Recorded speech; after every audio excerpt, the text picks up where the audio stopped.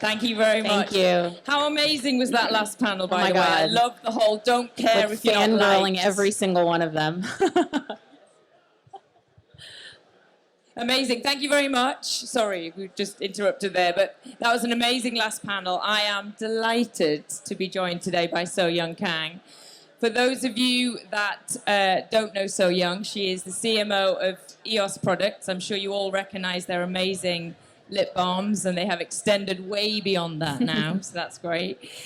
She's successfully rebranded EOS, expanded the product line, as we've talked about, launched numerous innovative marketing opportunities, and her leadership has led to loads of awards. Not least after this, she is going to accept the Adweek Brand Genius Award, which is amazing. Thank you. Forbes, Entrepreneurial and CMO, Business Insider, Most Innovative CMO. I am honored to be in your presence. Thank you very much. Oh, thank you, Caroline. So it's clear you've got a wealth of amazing experience. Tell us a little bit about your background and your journey towards becoming CMO. So I actually thought about this a lot and what I wanted to say, because I often talk about my background sort of in like just high-level terms. I have a very unconventional background for a CMO. And I like to talk about this now more than ever, because I think that I've reached a certain level of comfort at being able to kind of like expose how new the world of marketing and frankly the role of a CMO has been to me.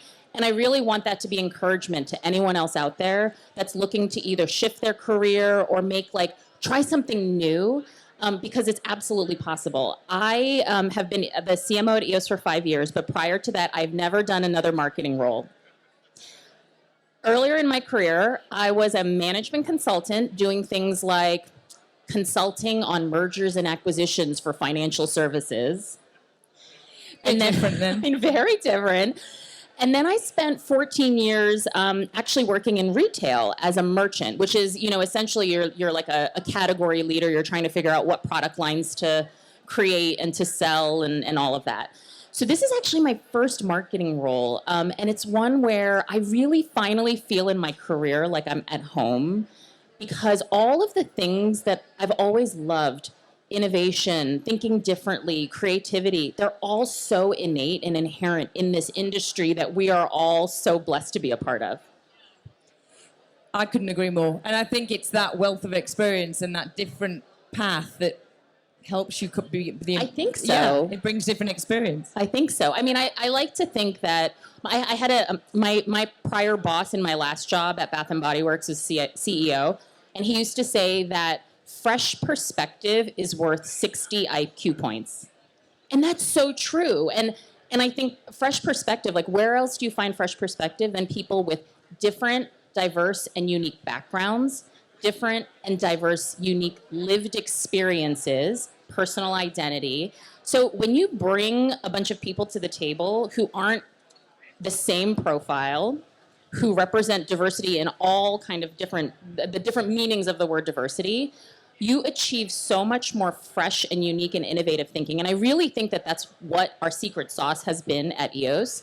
The fact that we've got, obviously like me coming in with a background that's unconventional, but I've also, as somebody who has an unconventional background, been always really into hiring people with unconventional backgrounds. So we have a team of people who are all, learning on the fly, super excited to be there.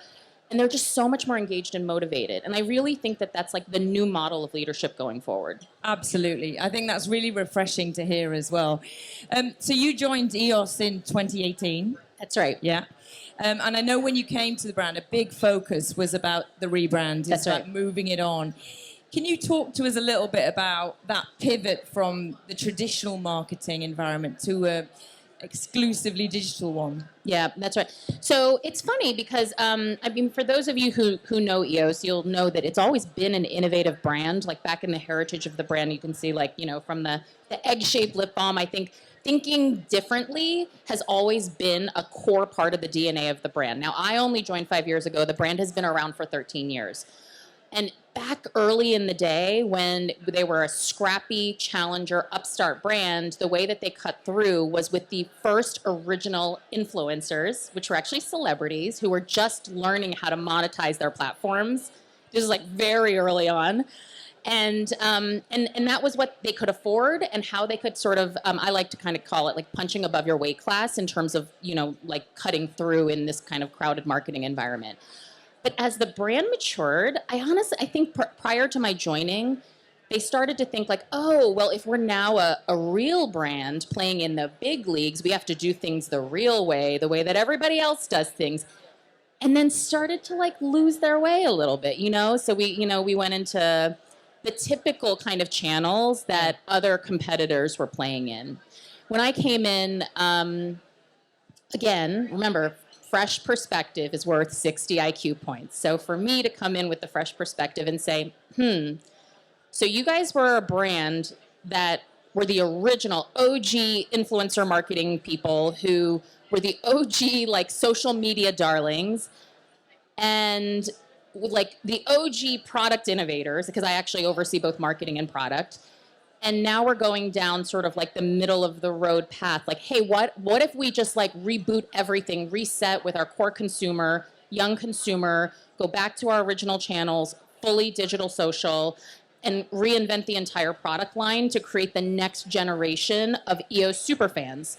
And that was really the journey that we started in 2018. It was a very, very rapid sprint because we really felt like we only had a certain window of time to continue to capitalize on that sort of like original luster of like the brand being a young like consumer darling. And my mandate when I came in was to reboot the product and the brand and get it done in 12 months. And for anybody who's ever worked in product, like product takes way longer than 12 months to reinvent. It's impressive. Yeah, so I joined in June and I had new product rolling out within 6 months. And it was exhausting and exhilarating and it worked. It worked. Well, I think the 9 consecutive months of growth is quarters of growth is testament to that. That's true. Independent. Absolutely. One of the things that I have the pleasure of doing at Mobkoi is talking to clients every day about strategy and about their vision. And one of the things we talk a lot about is that balance between short-term promotion, long-term brand building. I think I heard at Kang, it was a few years ago actually, the legend John Hegarty, who said, don't just focus on selling the apples, you've got to grow the tree, right? So I was like, I'm having that one. I'm re-quoting. How do you balance that mix between brand building and short-term EOS?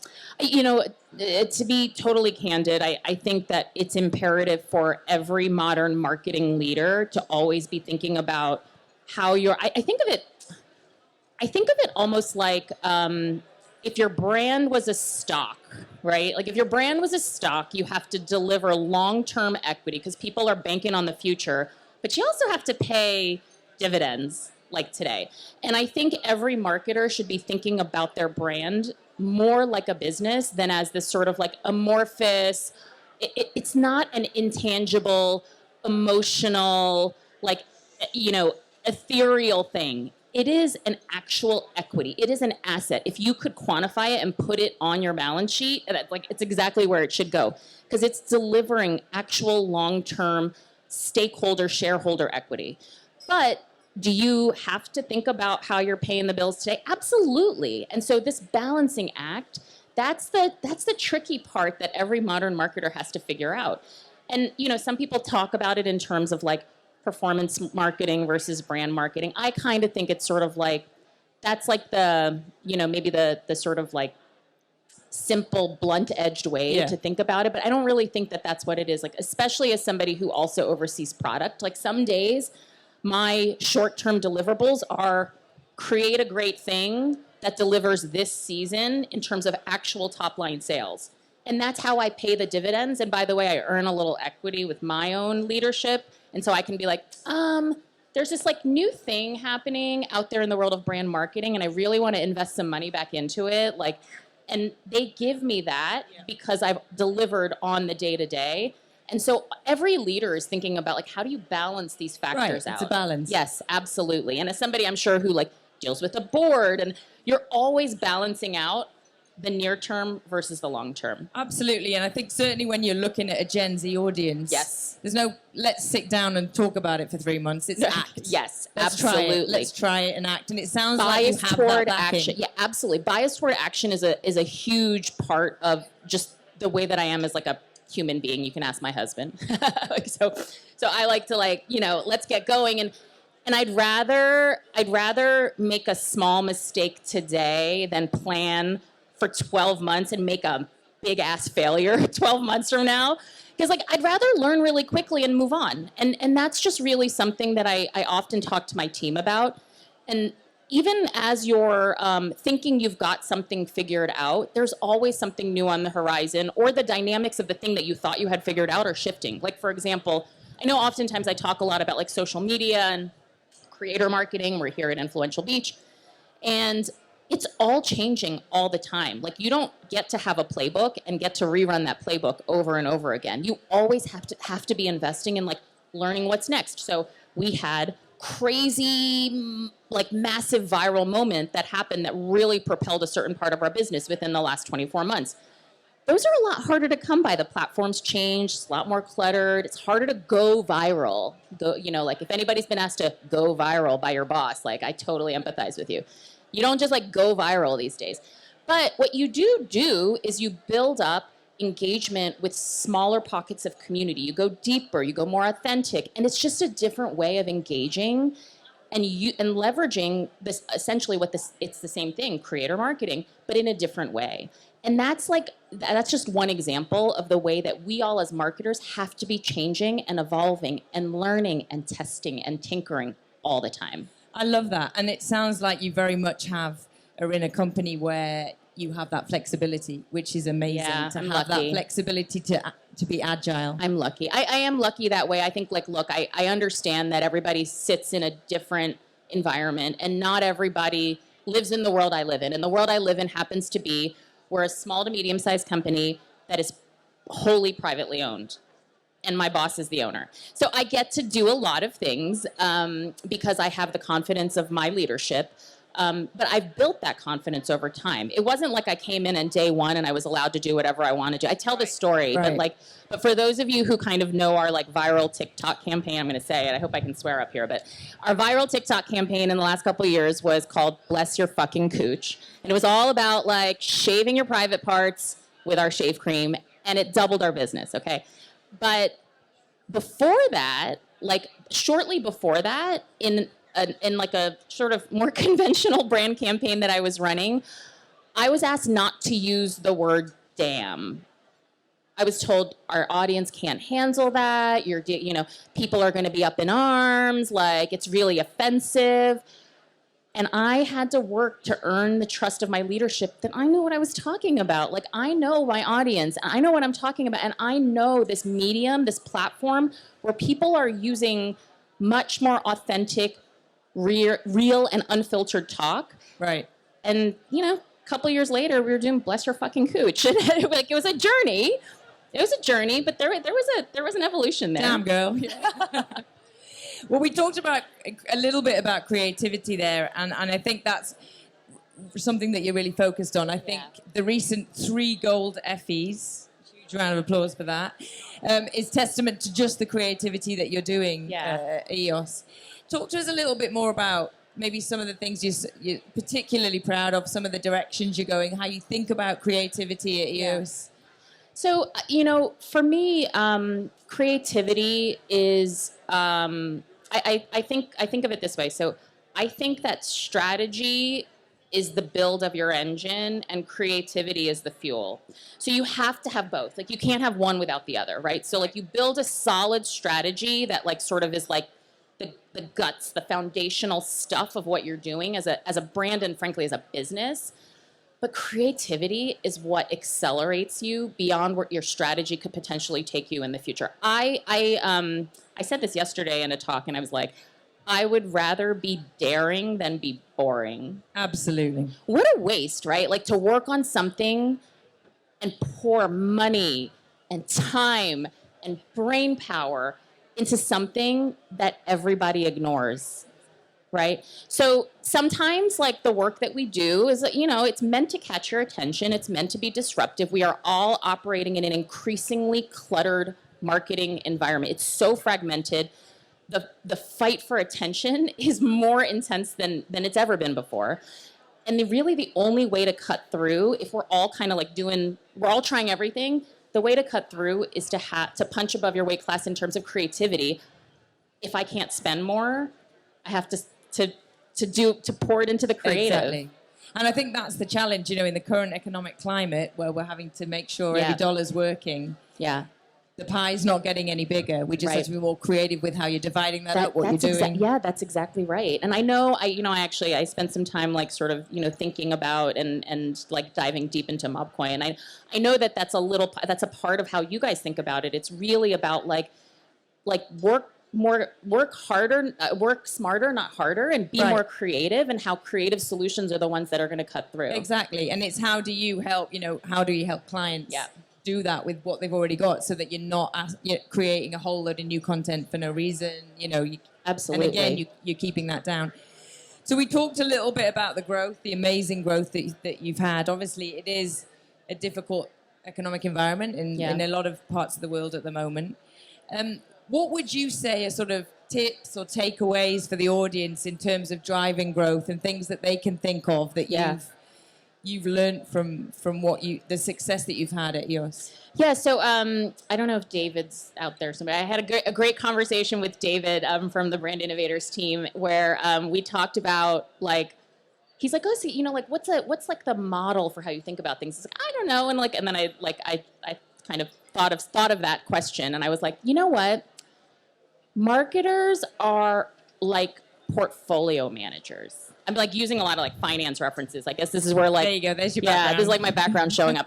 But like marketers are like portfolio managers because we have to have our blue chips and we have to have our higher risk, high reward investments within the portfolio. And as a marketer, like you're never going to just be able to do like one thing and get away with, not in today's environment. Today's environment is significantly more competitive than it ever has been before. There are more brands out there. There are brands like ours, challenger brands, that are coming to steal share. So you really have to always be thinking about what is your experimentation agenda and repopulate your experimentation agenda as you put them to bed. So if I set aside about like 20% of my budget-ish, 20% to do things we haven't done before, or do them in ways we haven't done them before. Right.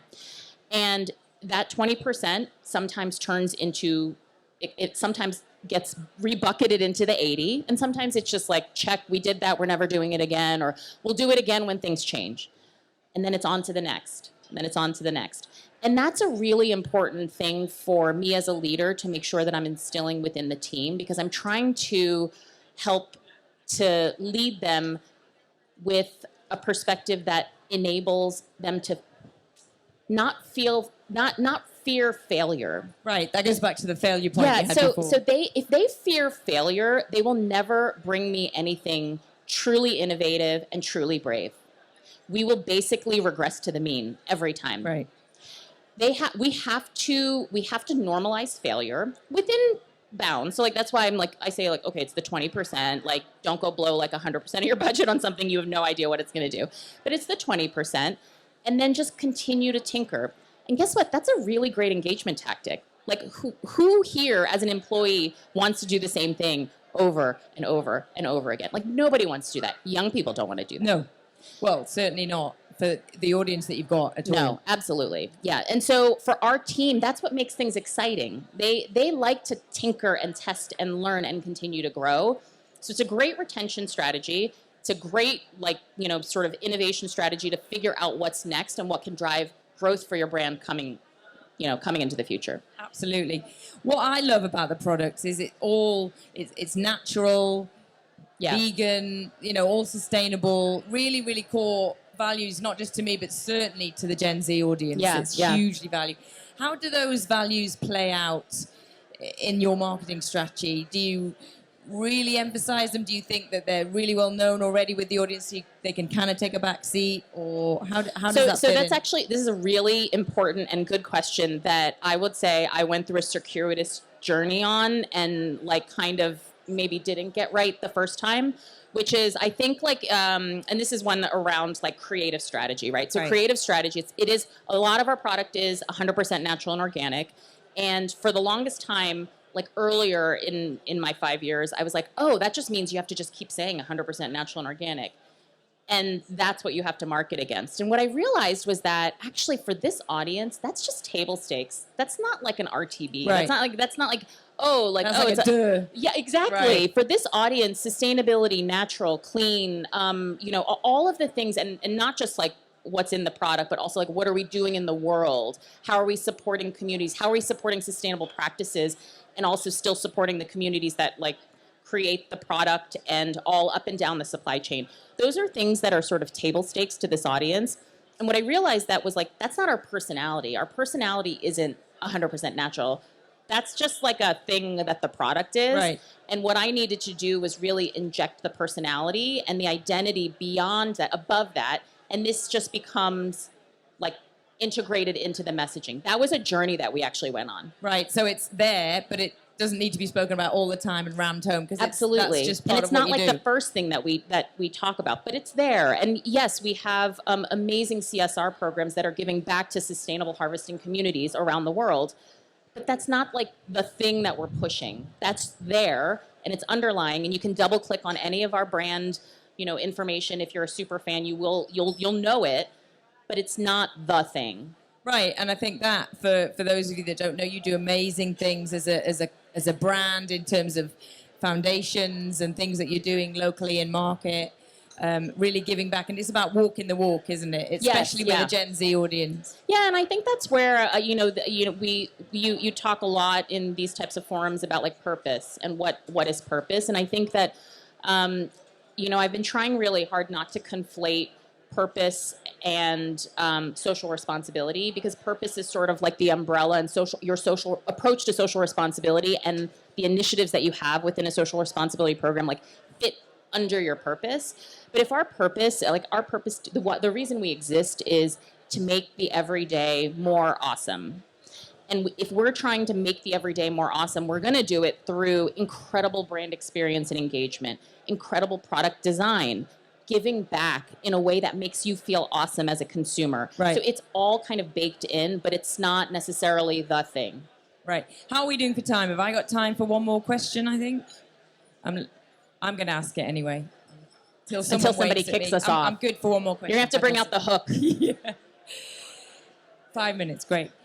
I wanted to move away slightly from just EOS, and I want to talk about DEI, because obviously I mentioned in my introduction that you're on the Adweek DEI Council. Yeah. It's something that I'm super passionate about.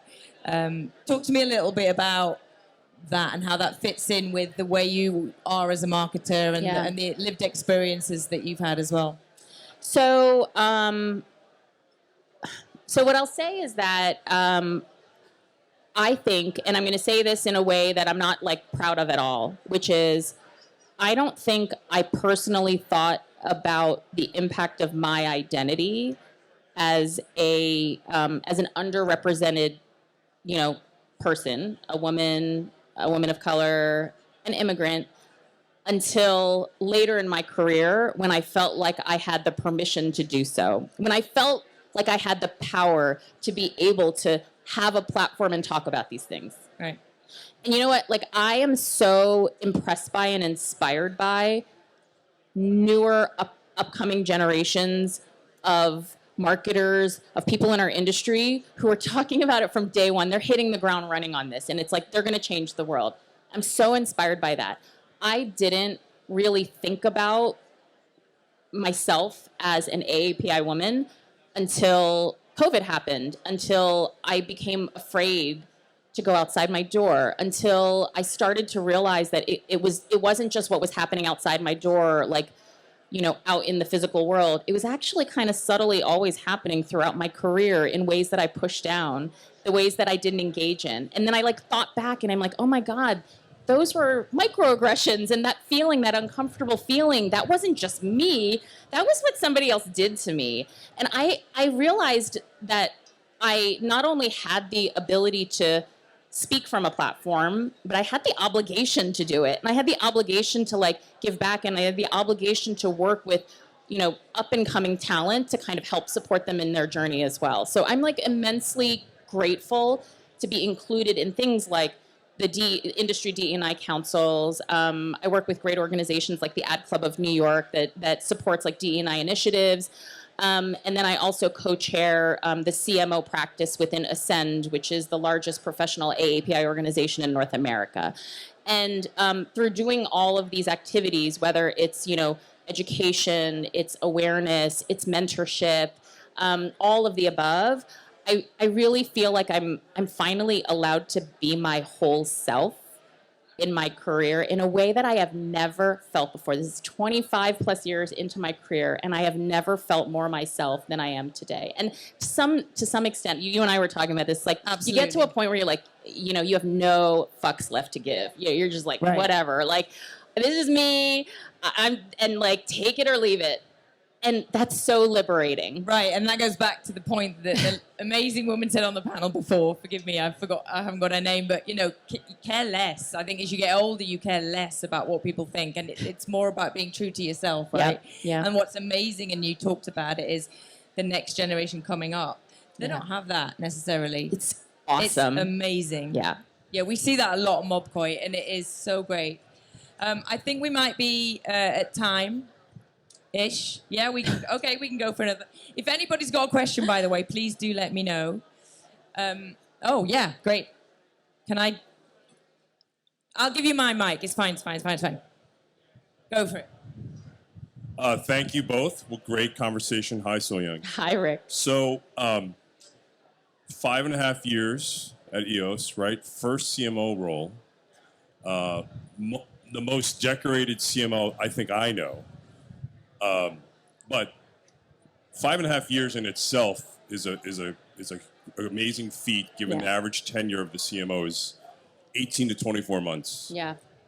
Add on all the accolades and everything else. What words of advice would you give to the aspiring CMOs in the room, or the current, you know, people who are in the currently CMOs? Yeah. For the future of their success. Great question. Thank you. So I honestly don't think that my 5+ years would have been this fruitful if there was some part of it that was actually, I didn't know what I didn't know. And that's a good thing. Like, for anyone out there who wants to do something that you've never done before, that's your superpower. Like, that's not your deficit. For me, my superpower coming into this, and I didn't know that, I'm like thinking about this all in hindsight, right? I didn't know enough to be cautious about certain things. I didn't know enough that, like, oh, typical marketers don't do this. Typical brands don't do that kind of thing. People ask me these things all the time, like, how did you have the courage to do it? I was like, I literally didn't know to be afraid of that. And I think that there's something wonderful in taking what makes you different and making it your superpower. And I think that for anyone out there who's aspiring to do something you've never done before, let that give you courage that maybe you're going to do things in a way that's more innovative and more brave than anyone else who's come before you. Brilliant. I know. And I think as well, I can say this because we're both women, I think it's a trait that more women have, that on the whole, is that we might question ourselves a little bit more and think, let's look at what I don't know. You know, the old statistic, a woman looks at a job and looks at the 20% she can't do, right? So I completely agree. And that goes back to what you were saying about your journey being different. Right. And coming from a different background. Right. And you know what? I do want to say one more thing on that front, which is, and also don't be afraid to hire people who haven't done it before. Exactly. Because there are a lot of leaders in this room. And if you hire people who've never, you will have the most engaged, most enthusiastic, and possibly the most valuable employees on your team. Right. You can teach A whole heap of Yeah. it, right? You can't teach the passion. Yeah. Quickly before we wrap up, any other questions? I'm very happy to dash out with my microphone into the audience. If anybody else wants to ask a question, great. Thank you. Hi, can you hear me? Or am I not? Okay. Oh, is it working? Okay, great. Coming back to your point about that 20%, right? As a leader and the hiring of people, I totally agree with you. I think that I find that individuals who I hire and people who don't necessarily have the full skill set, tend to bring a lot of passion. So when you're looking at recruiting, like what are the top 3 things that you look for in candidates that you're hiring in your team? So just in case anyone didn't hear, what are the top 3 qualities or attributes that you look for when you're hiring? Yeah, so I mean, look, I think even if you've never done something before, I do tend to have a pretty high bar for, like, is this person, whatever the role is like, are they smart? Are they showing creativity? So some of that innate kind of quality that I'm looking for, even if they've never done this job before, or frankly any job before, because we hire a lot of people straight out of school as well. So there's sort of an innate thing that we're looking for. We're also looking for passion, to your point, because that passion, oh man, passion can outlast, like, done it before in so many ways. And then the last thing is agility. I think, like, having a growth mindset, that agility to kind of, like, always be interested in flipping, changing, like, if you have to change directions in something, like, all of us in this industry, we're all changing direction all the time. And having a team that is willing to go there with you, right. And in some cases take you there, is so wonderful. And it just leads you to the answer faster. Amazing. Thank you very much. I think we're going to wrap up there. Please join me in giving Thank a you. massive round of applause to Soyoung.